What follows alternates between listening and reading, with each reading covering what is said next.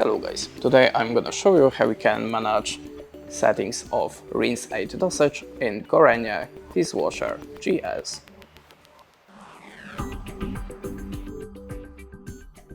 So, in the first step, open the settings menu by holding the program and delay button together.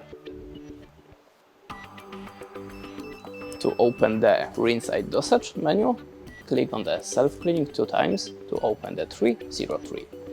If you want to manage it, click on the program button and the 300 means it's deactivated.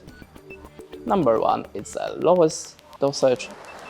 Number 5 is the highest dosage of the rinse aid. So set as you wish and go to the end by self-cleaning program to apply the settings.